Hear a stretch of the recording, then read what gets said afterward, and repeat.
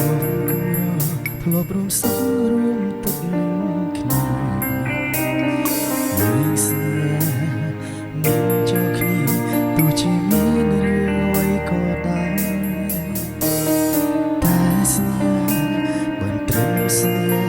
គ្រប់យ៉ាងគេបំភ្លេចអស់មួយធ្វើឲ្យមនុស្សខ្ញុំស្រឡាញ់ក្បត់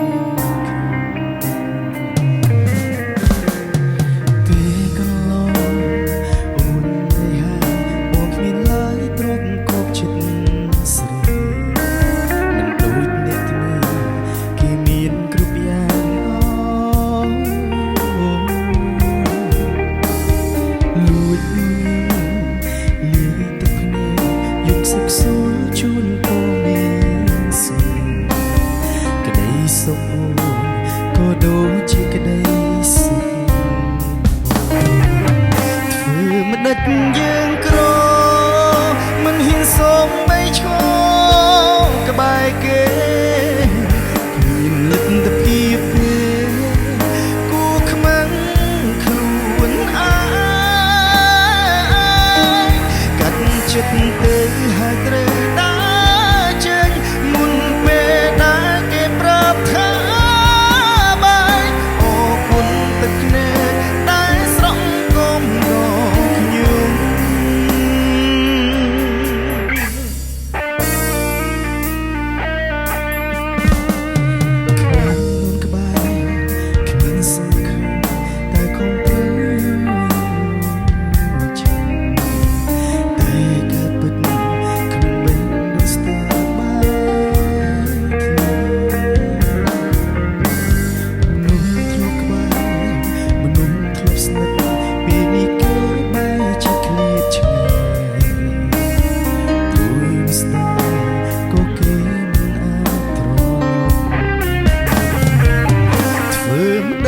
យើងក្រ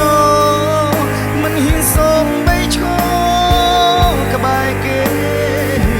គ្មានលទ្ធភាពទេគួខ្មាំងខ្លួនអាយកាត់ចិត្តទៅហើយត្រូវដើ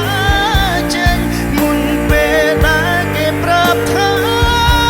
បាយអរគុណទឹកភ្នែកដែលស្រង់គុំរ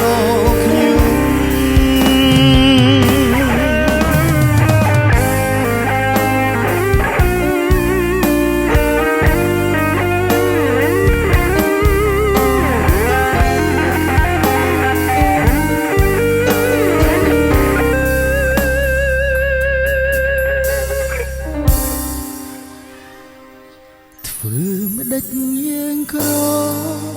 មិនហ៊ានសូមបីឈរក្បែរគេគ្មានលទ្ធភាពទេគួខ្មាំងខ្លួនអាយកាត់ចិត្តទៅហើយត្រូវដើរចេញមុនពេលដែលគេប្រាប់ថាបាយអរគុណទឹកភ្នែកដែលស្រង់គុំ